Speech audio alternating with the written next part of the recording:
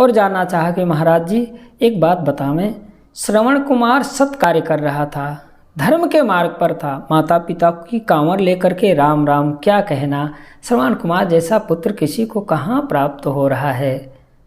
वो तो सदियों सदियों में कोई एक श्रवण कुमार निकलता है। तो महाराज जी वो श्रवण कुमार अपने लक्ष्य तक पहुँचा क्यों नहीं? उसे तो माता पिता को अच्छे जगह पर तीर्थ में लेकर जाना था ना, चारों धाम दर्शन कराना था, तो जाना चाहिए था, पहुंचना चाहिए, जिसमें भगवान की सहायता करने। इस कभी कभी हमको लगता है, आपको लगता है कि हम अच्छे कार्य कर रहे थे, लेकिन प्रभु ने हमारा जो है मार्ग रोक दिया, हमें बीच में ही हमें रुकना पड़ा, हमारा बीच में ही काम रुक गया, हम सत्कर्म नहीं कर पा रहे हैं, ऐसा लगता है। यही बात श्रवण कुमार के संबंध में कल किसी ने जिज्ञासा प्रकट की थी, तो कल समय नहीं था, आज आइए हम लोग इसकी चर्चा थोड़ी सी कर लेते हैं। तो जरा सा आप ध्यान से देखें कि श्रवण कुमार के माता पिता दोनों आँख से अंधे थे, ना माँ की आंखें थी ना पिता की आंखें थी, और उनकी इच्छा होती है क्या? उन्होंने कहा कि बेटा श्रवण, मुझे हम दोनों को चारों धाम करना है, तीर्थाटन करना है। श्रवण कुमार तुरंत तैयार हो जाता है। अब चूंकि आंखें नहीं थी, इसलिए श्रवण कुमार ने एक उपाय किया। क्या? बोले एक कांवर बनाया और उसको मजबूत डोरियों से बांध करके अपने कंधे पर उठाया और लेकर के चल पड़ा। उस समय संसाधन उतने नहीं हुआ करते थे, मोटर गाड़ियों का वो सारा जो आजकल दिखता है साधन की व्यवस्था वो नहीं थी। तो कांवर में लेकर के श्रवण कुमार जी महाराज चलते हैं। अब आप देखें, श्रवण कुमार कांवर में जब लेकर के जा रहे थे तो रास्ते में प्यास लगती है माता पिता को, और एक नदी के किनारे कांवर रख करके श्रवण कुमार जी जाते हैं जल लेने। और जब जल का घड़ा भर रहे थे तो उसी समय श्री दशरथ जी महाराज झाड़ियों के उस पार थे और वो देख नहीं पाए, और शब्द वेदी बाण मार करके सोचा कि कोई जीव आए थे आखेट करने, कोई हिरन आदि है जो घड़ा भरने से जल जाने से आवाज़ आती है, उसको सुन करके बाण चला दिए, और वो शब्द वेदी बाण आकर के श्रवण कुमार को लगता है, और श्रवण कुमार अपने प्राण वहीं पर त्याग देते हैं। यद्यपि महाराज श्री ने जानबूझ के प्रहार नहीं किया, फिर भी प्राण निकले। श्रवण कुमार ने मरते मरते, जब श्रवण कुमार चिल्लाए तो आवाज़ की, तो दशरथ जी पहुँचे और उन्होंने उनको सारी घटना बताई, अपने माता पिता के विषय में बताया। जल ले करके जब जाते हैं दशरथ जी महाराज तो पूछते हैं माता पिता कि मेरा बेटा कहाँ है, और जब बताते हैं श्री दशरथ जी महाराज कि मुझसे अपराध हो गया, गलती से चूक हो गई, जानबूझ के नहीं किया, फिर भी वो श्राप दे करके और स्वयं दोनों प्राण त्याग देते हैं। तो प्रश्न ये है कि जब इतने बड़े सत्कार्य में निकले तो तीन लोग लक्ष्य तक पहुँचे क्यों नहीं, प्राण क्यों त्याग दिए? तो थोड़ा सा ध्यान देने का विषय है। प्रकृति ने प्रत्येक व्यक्ति को 2 आंखें दी है, 2 हाथ दिए हैं, 2 कान दिए हैं, 2 पग भी दिए हैं।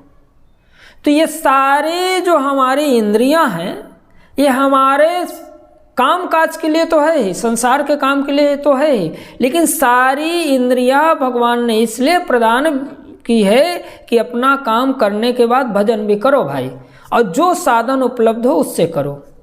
जैसे आपके पास कान नहीं है, आप कथा श्रवण नहीं कर सकते, सत्संग नहीं कर सकते, कोई बात नहीं, आप एक काम करो ना, राम राम कह करके तालियां बजाओ, हाथ और मुंह का उपयोग कर लो।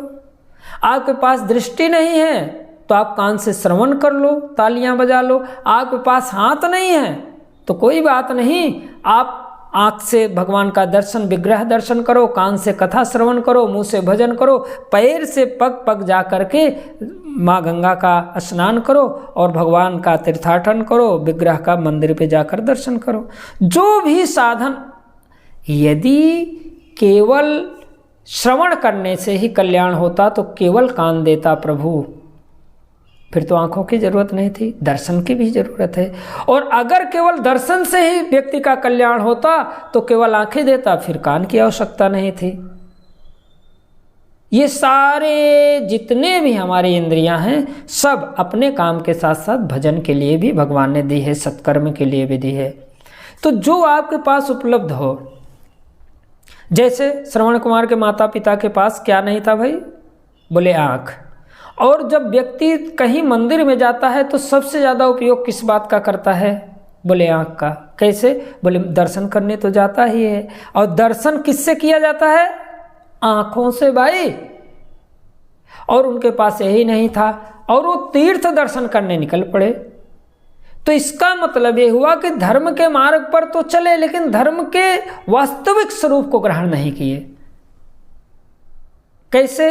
बोले उनके पास आंख भले ही नहीं था, लेकिन कान थे और हाथ थे, उन्हें कहना चाहिए था। अथवा वो जो मान लीजिए कह भी दिए तीर्थाटन करने के लिए, तो श्रवण कुमार को कहना चाहिए कि पिताश्री, माताजी, मैं आपको यहीं पर भजन सुनाता हूँ, राम राम सुनाता हूँ, आप भी भजन करो। अरे भाई, उद्धार तो सबका, कल्याण तो सबका है। भाई को भाई अनख आलस हूँ, नाम जपत मंगल दिस दस हूँ। मार्ग तो कई है ना, जिस साधन। अच्छा, अब जब जाने के लिए तैयार हुए तो पहले तो दृष्टि नहीं है, तो दृष्टि को दर्शन के लिए जा रहे हैं। दूसरा, अपने पैर पर न जा करके दूसरे के कंधे पर जा रहे हैं। तो ये धर्म का जो मर्म है ये बड़ा गहरा है। एक उदाहरण देता हूं, आप महाभारत से उसको समझने की चेष्टा करें। गांधारी सती धर्म का पालन करते हैं। गांधारी सती धर्म का पालन करती हैं। कैसे? बोले धृतराष्ट्र दोनों आंख से अंधे थे।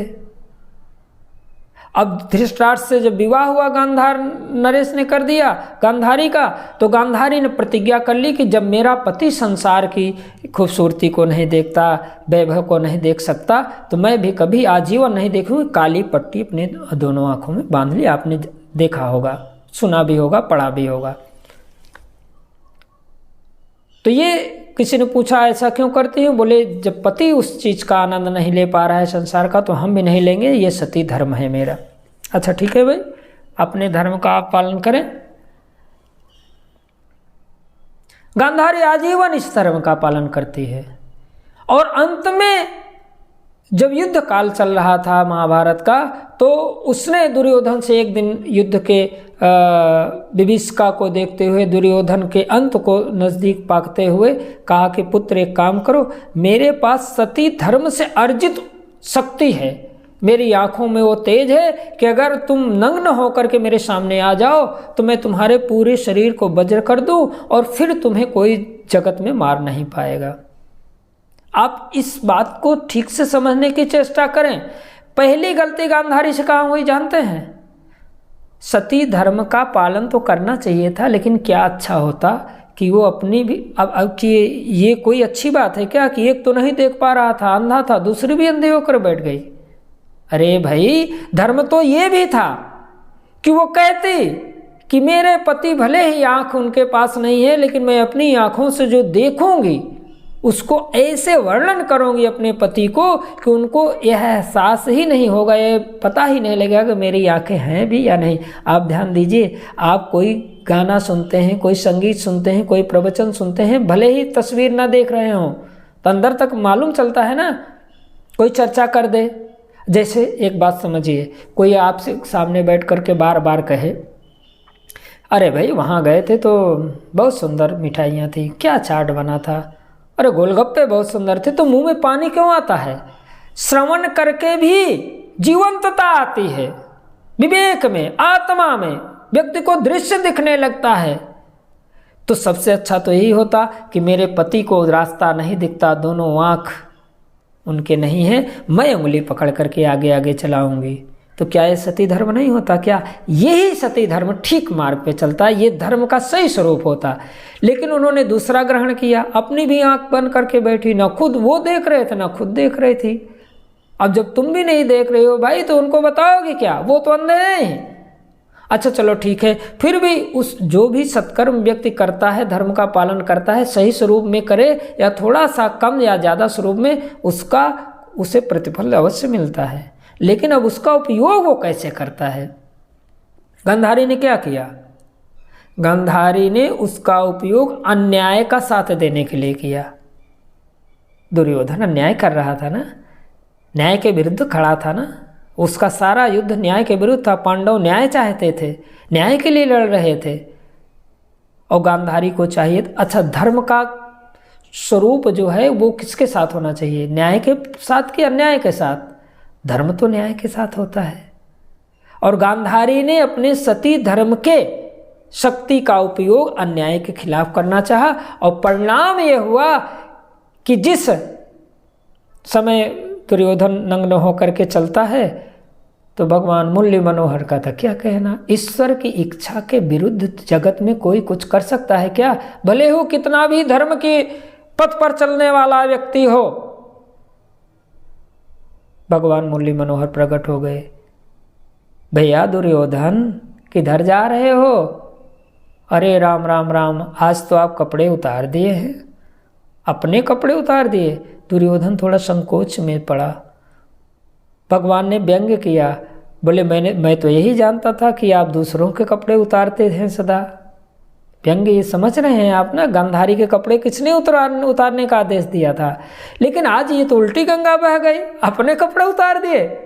दुर्योधन शर्म आ गया। भगवान ने कहा कम से कम पागल इंसान इतना तो कर कि अपने उन अंगों को ढक ले जो कि बड़े होने पर, बच्चे तो नग्न रहे तो ठीक है, बड़े होने पर नहीं नग्न रहना चाहिए, मर्यादा के विरुद्ध है। और भगवान क्या किए जानते हैं? अपना पट दे दिए, दुर्योधन लपेट लिया और जाता है। गांधारी आँख खोलते हैं, सारा शरीर वज्र का हो गया, लेकिन जितनी दूर भगवान का पट लपटा था उतनी दूर उतना रह गया।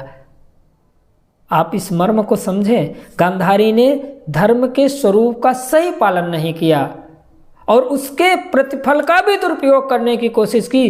परिणाम ये हुआ कि जब वहाँ जितनी दूर पट बंधा था उतनी दूर शरीर वज्र नहीं हुआ, तो ये निर्धारित हो गया। अभी तक तो पता नहीं था कि दुर्योधन कैसे मरेगा, लेकिन अब पांडवों को पता लग गया। भगवान ने बताया जहाँ पर उसका जंघा है जो पट के नीचे था वही मारो मर जाएगा। बताइए, धर्म से उसे लाभ मिला कि हानि मिली? वो तो पुत्र गंवाने के निर्धारित कर बैठी। तो हमें आपको ये समझना पड़ेगा। श्रवण कुमार को भी चाहिए था अपने माता पिता से कहते, यद्यपि उनका प्रतिफल मिला, जितना सत्कर्म किए सभी लोग भगवान के कृपा के भाजन हुए होंगे निश्चित तौर पर, किंतु अकाल मृत्यु प्राप्त हुई, रास्ते में रुक गए, लक्ष्य तक नहीं पहुंच पाए। क्यों? क्योंकि वो धर्म के सही स्वरूप का पालन नहीं कर रहे। तो मेरे भाई बहन, धर्म के सही स्वरूप का पालन करने की कोशिश करें, आप लक्ष्य तक अवश्य पहुंचेंगे। और वो सही स्वरूप क्या है? आप सत्संग से, पौराणिक कथाओं से, सद्गुरुओं से प्राप्त करिए, निरंतर श्रवण करते रहिए, आपको निश्चित तौर पर समाधान मिलता रहेगा।